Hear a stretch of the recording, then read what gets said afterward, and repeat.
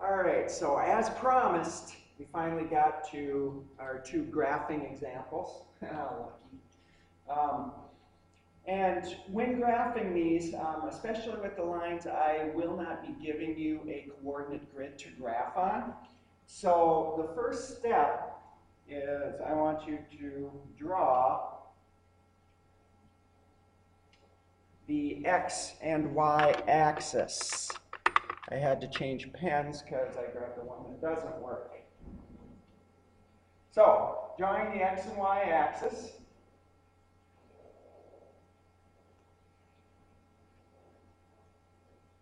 X-axis is the one that runs horizontally, the Y-axis is the one that runs vertically.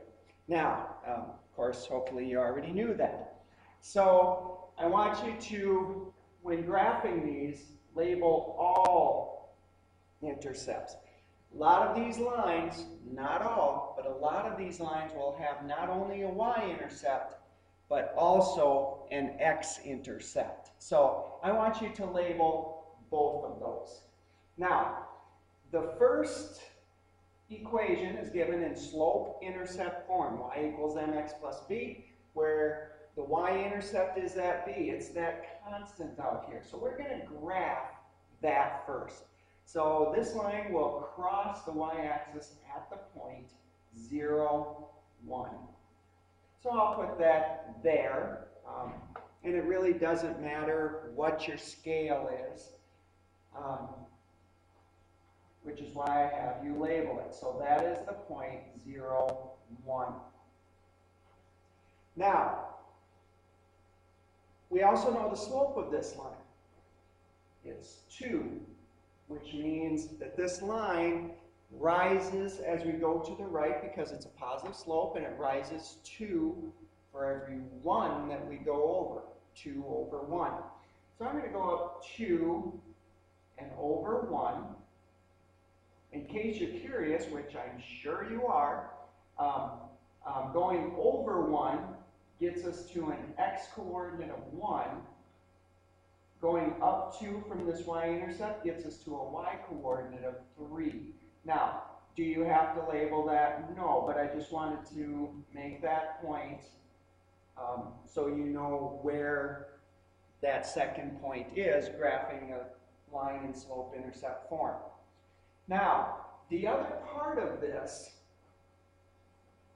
line crosses the x-axis, and I want you to label that. Okay? So 2 points determine a line. I want you to label the x-intercept as well. So how do we do this? Well, if you look at the y-intercept, okay, notice how when we talked about the y-intercept, the x-coordinate was always 0. Because all along the y-axis, no matter where I put a point along this x-axis, or I'm sorry, the y-axis, no matter where I put a point, that x-coordinate is always going to be 0. No matter what the y-coordinate is, the x-coordinate is 0. Well, if we think about the x-intercept, we know the y-coordinate. The y-coordinate, no matter where we are on the x-axis, the y-coordinate is always 0. Always 0. So that can help us find what that x-intercept is by taking this 0 and plugging it in for y in the original equation. So I'm going to do that. I'm going to plug 0 in for y and find the corresponding x value. I'm going to solve this now for x. And this is what we did on the very first worksheet. We subtract the 1, so negative 1 is equal to 2x. And then we divide by 2. So x is equal to negative 1/2. So when y is 0, x has to equal negative 1/2. Therefore, that negative 1/2 is our x-intercept. And that is the x-intercept. So you have both intercepts labeled. And you will see that over and over again this year, where whenever we graph a function like this, I'm going to want you to label all intercepts, y-intercepts, x-intercepts. Some of them will cross the x-axis more than once. Not lines, but other graphs that we graph will cross the x-axis more than once. So, just so you're prepared for that. Now, the last thing I ask for is domain and range. Okay? Hopefully you have heard those words before. Domain deals with the x values in a function and graph. The range deals with the y values. So, the x values, now think about this line going on forever and ever and ever and ever. So the domain, we're going to write this in what's called interval notation. And in interval notation, for the x-coordinates, now at the domain, for the x-coordinates, we start at the far left of the graph and go to the far right of the graph. That's the interval that this function is on. Now at the far left, this goes on and on and on and on forever. Well, you guys have probably heard the term infinity before, so the infinity at the far left of the graph would be negative infinity. This keeps on going on and on and on and on and on and on and on to the right. So the infinity at the far right of the graph is positive infinity. So the domain goes from negative infinity to infinity, and that's how it's written in interval notation. Whenever we have infinities involved, we use parentheses. So you may have seen that before. If you didn't, this is new.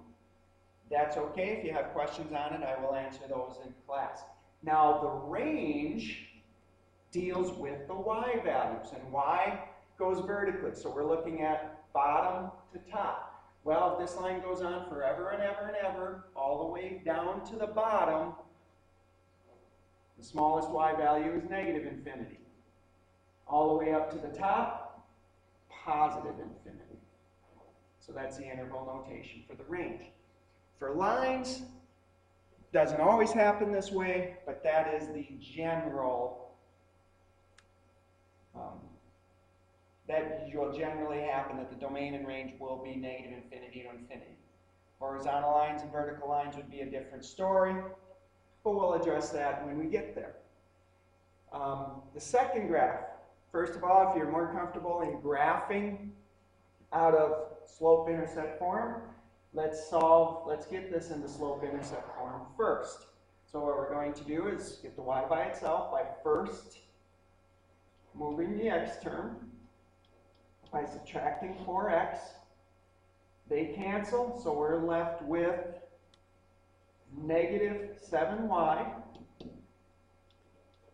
And again, we cannot combine those on the right side because 14 does not have an x. They are not like terms. And then finally, we divide everything by negative 7. So in slope-intercept form, our equation is positive 4/7x and then minus 2. So that tells us our y-intercept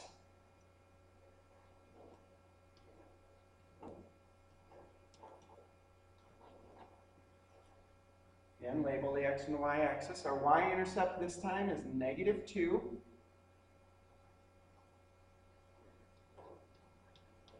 And then label it. It's the point 0, negative 2. Again, all along the y-axis, the x-coordinate is 0.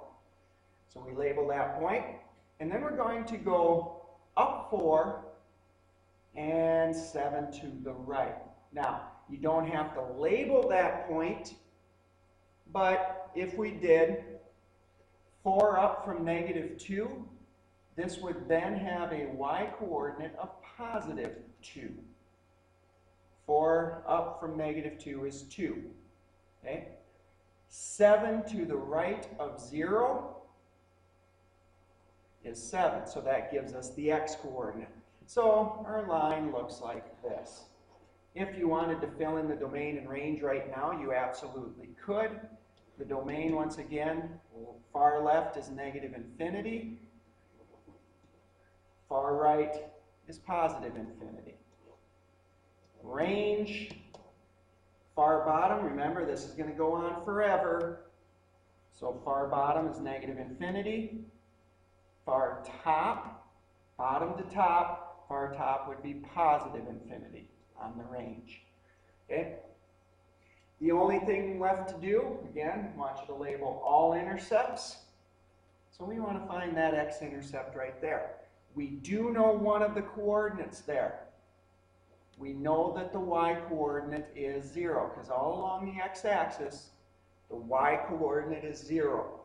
So we can plug 0 in for y. So 0 is equal to 4/7 x minus 2. And then we just solve it for x. We add the 2. I'm not going to show it like I did over here, but you understand the gist. We're going to add 2, so 0 plus 2 is 2, equals 4/7 x. Now this part I will show. We would divide by 4/7 to solve that for x.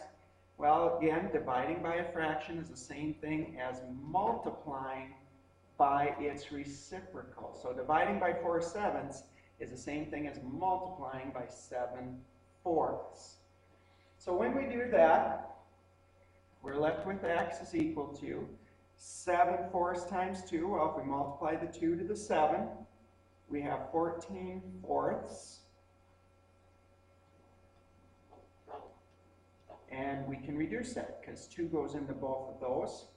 So the x-intercept becomes 7/2, which makes sense. It should be positive there, so because it crosses on the right side. So we assume that that's correct with that quick check. So that's a quick, hopefully, review of how to graph these lines. And that is the last video of the day.